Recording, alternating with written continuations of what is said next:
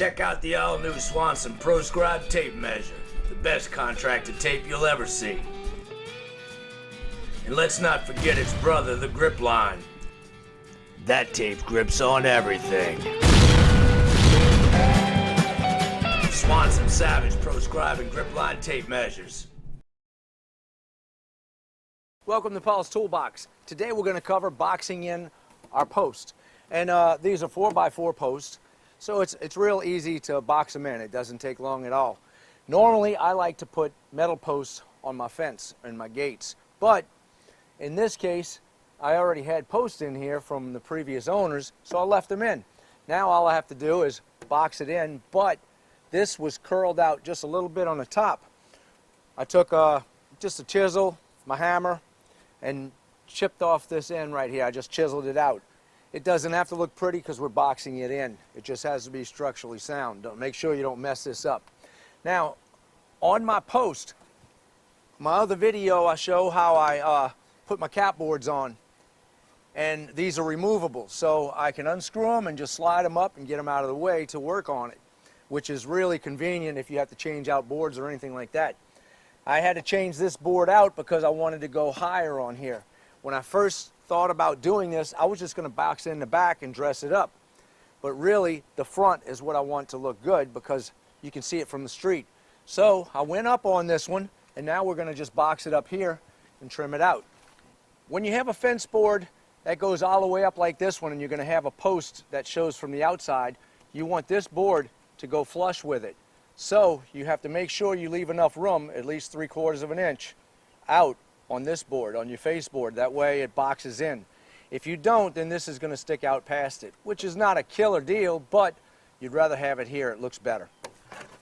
I cut 3 fence boards to box in the back, the same length as my face. Now, you do not want cedar to touch the ground. You have to keep it above the ground at least an inch, because water, dirt, anything like that that gets underneath there and it stays underneath there, it can get in the cross grain and actually rot this wood out. So you don't want that to happen. We're going to take this and tack it in here and just box it around. Before I set my face board on there, I want to take some 2x4s and block it out. So I'm going to set one right here that will go from the top of my runner, and it's going to go all the way up to the top to match this board.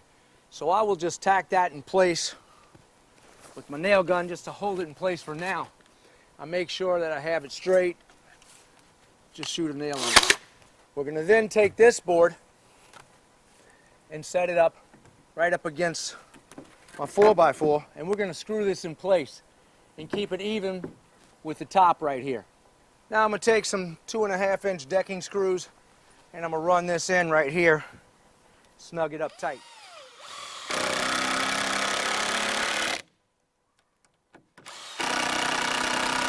The next thing you do is take your board, and we're going to remove this cap or slide it over. I already unscrewed it. So we'll take and mark this. We're going to get the height we want right here. I'm going to put a mark right here. And I'm going to leave this hole open all the way down to the bottom right here. Then I'm going to mark the bottom, and I'll notch that out. You can take a square, tape, anything you want, and get that measurement where you have to step back. In this case, it's 1 5/8 inches. I'm going to go ahead and notch this out. I didn't notch around the diagonal board. There's no sense in me putting a little piece right here. I just cut here and underneath it, and then I cut around my bottom board. This had to be cut out on 1 5/8 inches. Okay? That gives me enough room for this to go all the way up to the back side of my other board.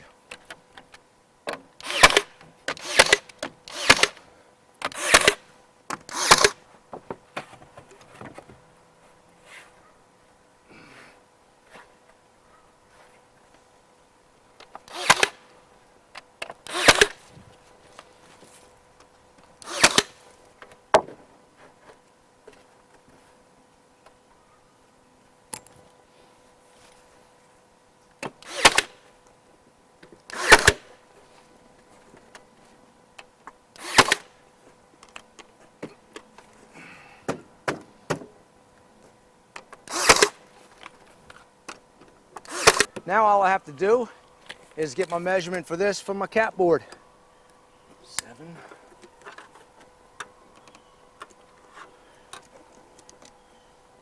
Okay, I'm gonna make my cap board like a 1/16 of an inch larger than this so I can slip it over and easily. If it's exactly tight on there, you might have a hard time getting it in. But we're gonna go ahead and cut that and pop it in place. I can cut a little piece to sit right on top of here and tack it down. That way when I put my cap on there, it'll rest in there and I can shoot it from the sides. My boxes are 90 degrees, so I'm gonna cut a 45-degree angle to wrap around because 2 45s make a 90.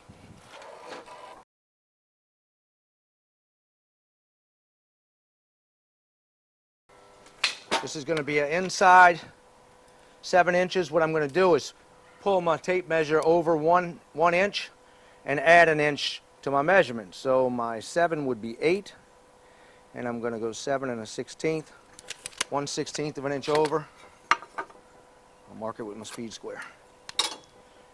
That's 1.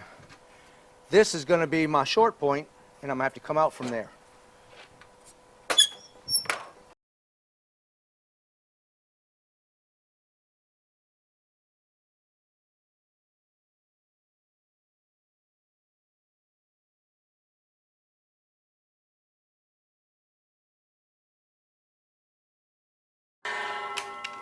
Now I can take this and mark it on here and get this cut.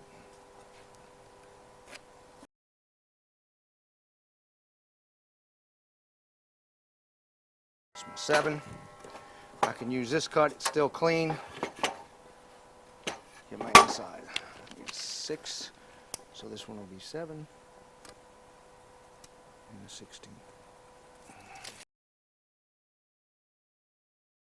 I set them down. I like to use a lot of glue, exterior glue, when I put these together.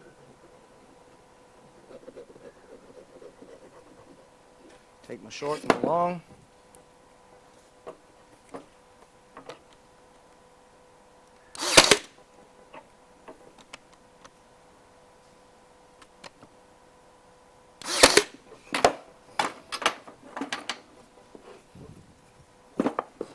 Shorten them along. Try to get these as neat as I can. Make sure they don't move on you when you go to nail them. You can put a couple extra nails in them if you want.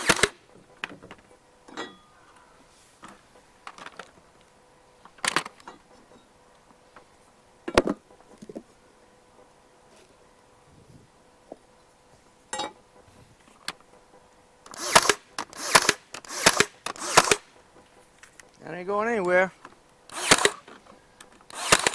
I have my 5x5 piece that I'm just going to tack on the top of this, and I'm going to center it so my cap will center right on top of there.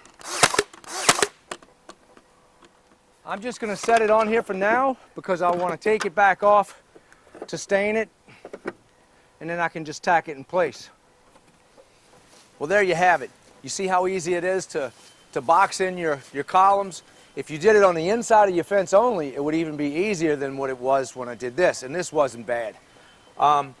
If you decide you don't want columns to go up on the outside and you just did them on the inside, this cap board would have to almost touch. What you'd have to do is take this one and bring it all the way over to where your seam is for your hinge. And then you'd have to make a little angle cut on here, a relief cut, so when you open it, it wouldn't bind. It would have a little opening right there. And you'd have to do that on both sides so the gate can open.